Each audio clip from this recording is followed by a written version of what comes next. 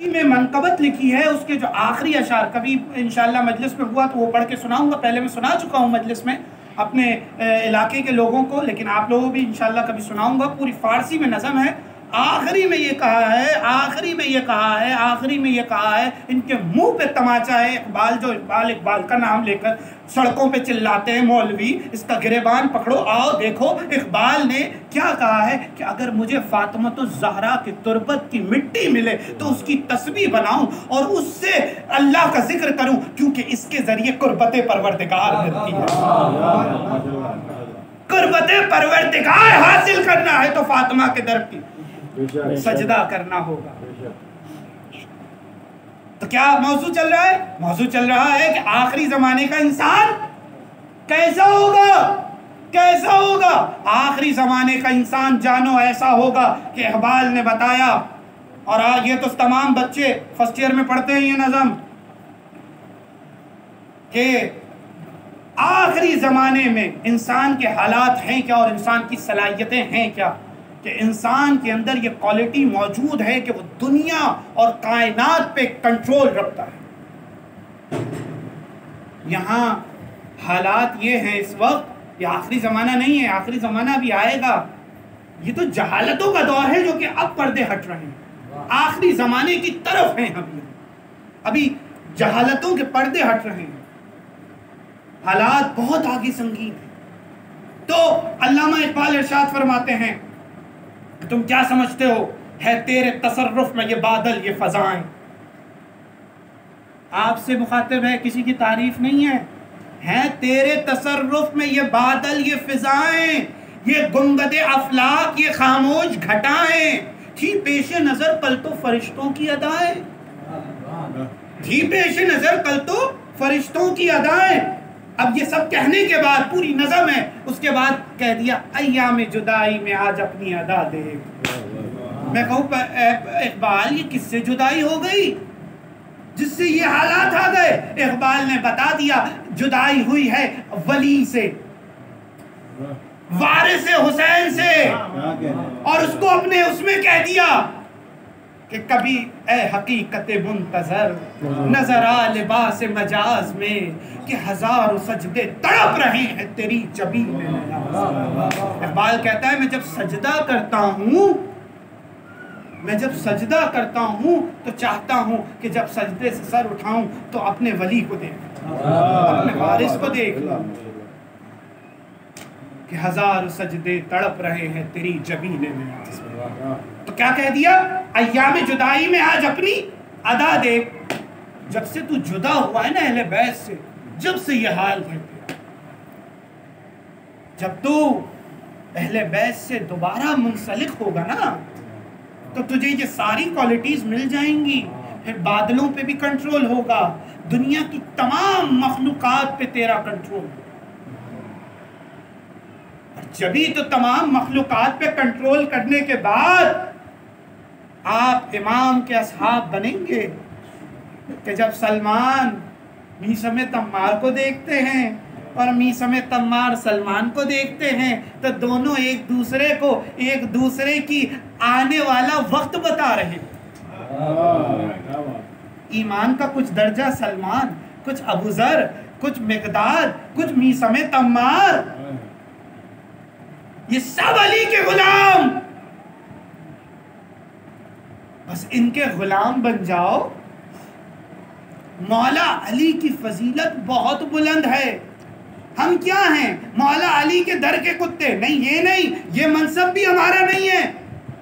یہ منصب کس کا ہے؟ یہ منصب قلندر کا ہے. ہم تو قلندر کی چوکٹ پہ اپنی جبی کو جھکائیں گے. ہم تو قلندر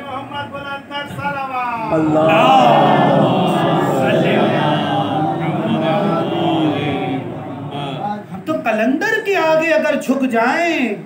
اب وہ چھوڑو کہ کون سا سجدہ کرے کون سا. اچھا اب ہمارا مسئلہ کیا ہے؟ کیونکہ یہ میں پہلے عرض کر چکا ہوں، تفصیل طلب ہے لیکن تھوڑی سی بات کہہ دوں. ہم جس کلچر میں رہتے ہیں نا، ہم بگڑتے جا رہے ہیں. ہم کیا ہیں؟ بگڑتے جا رہے ہیں. اس کو کہتے ہیں کلچر امپیریلزم. دوسرے کا کلچر ہم پر غالب آتا ہے. جو سوال وہ اٹھاتے ہیں ہمیں دیکھ کر، ہمارے عقیدے ویسے ہی کمزور، ہم اپنے مولوی سے اٹھا دیتے ہیں. اور اس کا عقیدہ سب سے زیادہ کمزور، وہ عجیب عجیب جوابات، اور وہ اس کے بعد پھر سیدھی سیدھی بات، بھائی جس کے ہم در پہ جھکتے ہیں، ہم نے ہمیشہ سے علی کی بیعت کی ہے، جھکیں گے در پہ، اور اسی سے فضیلت ملتی ہے، اسی در سے فضیلت ملتی ہے۔ یہ ہمیں کس نے سکھایا؟ آؤ سلمان فارسی سے سیکھو، سلمان فارسی سے سیکھو۔ کیا سکھاتے ہیں سلمان فارسی؟ ارے زہرا کے چبوترے پہ اپنی داڑھی سے جھاڑو دے رہے ہیں۔ تو بھائی بگڑو نہیں، عجیب عجیب سوالات نہیں کرو۔ بیچارہ مولوی بھی نہیں گھبرا، وہ بھی اچھا اس کے بھی ذہن میں ہوتا ہے، ہمارا خود تعلق مولویوں سے ہے، وہ بھی بیچارہ غریب ہوتا ہے، وہ کہتا ہے یار اب یہ سامنے والے نے سوال کیا ہے، اس کے ایسا جواب دوں جو اسے کوئی مطلب رضا اسی کی ہوتی ہے، خوشی کی، یہ خوش ہو جائے، مطلب ایسا نہ ہو سامنے والے کی مینٹیلٹی کہ اس سوال کے بعد اگریسو ہوگا یا خوش ہوگا، تو بھاڑ میں جائے، خوش ہو یا اگریسو ہو، ہمیں تو جو جواب دینا ہے وہ دینا ہے۔ ہم تو مکتب سلمان کے پیروکار ہیں، جو سلمان کرتے تھے سلمان فارسی وہی بجا لائیں گے۔ تو اپنی جبی کو در آل محمد پر جھکاؤ۔ جو لوگ اپنے مولا کے طلبگار ہوتے ہیں، دیکھو اللہ ایسے تو کسی کو نہیں ملنے والا، مسلمان کتنی کوشش کر لے، ملحد سے ایک سوال کرتا ہے اللہ دکھاؤ۔ ملحد کون؟ اللہ پہ یقین نہیں رکھتا، کہتا ہے دکھاؤ۔ اب کہتے ہیں بھائی مسئلہ، اب یہاں پر ہاتھ مسلنا شروع، سارے آپ قرآن سنائیں گے، وہ کہے گا قرآن مانتے ہی نہیں، قرآن اللہ کا ہے نا۔ دیکھو مناظرہ کرنے کے بھی اصول ہوتے ہیں۔ میں اپنے گھر کے اپنے آبا و اجداد کے قول سناؤں، وہ کہے گا بھائی میں تجھے نہیں مانتا، تیرے آبا و اجداد کو کیوں مانوں اور ان کی کتاب کو کیوں مانوں؟ بھائی مجھے خدا دکھاؤ۔ مسئلہ آج یہاں صرف اتنا نہیں رہ گیا ہے، دیکھیے یہ تو ڈرامے بازیاں چلتی رہتی ہیں، اور ہم اہل بیت کے چاہنے والے، بلکہ ہمارے در کا ایک چھوٹا سا بچہ بھی ان کو منہ توڑ جواب دے گا۔ کام آگے کی پلاننگ ہے، ملحدین سر اٹھا رہے ہیں، ملحدین کو کیسے جواب دو گے؟ تو کہے گا اللہ دکھاؤ دکھاؤ۔ اب ہم کہیں گے اس کی صفات ہوتی ہیں، ارے آ جاؤ علی کے در پر، دکھائیں گے ہم تمہیں، دکھائیں گے کیا؟ ایک پورا نظام دکھائیں گے۔ کوئی اللہ شو پیس تھوڑی ہے جو تمہیں دکھا کے بولیں گے لاؤ تصویر کھینچو اس کو گھر پہ جا کے لگانا، پورا نظام دکھائیں گے۔ ہم نے اللہ کو ایک آبجیکٹ نہیں مانا، پورا نظام مانا ہے، آئیڈیالوجی مانا ہے۔ آؤ ذرا تم چلو تو صحیح، ہم تمہیں دکھائیں گے۔ اور یاد رکھو کسی کو ماننا نہ ماننے کا بھی موضوع ہوتا ہے، اللہ کو ماننے کا اہل بیت نے منوا کر یہ موضوع دیا کہ اگر اس ذات کو مانو گے، اس کے بعد پیغمبر کو مانو گے اور علی کی ولایت کو مانو گے تو کیا ہوگا؟ دنیا میں امن قائم ہو جائے گا۔ اور اسی کا فلسفہ بتایا گیا، اسی کا فلسفہ بتایا گیا کہ جاتے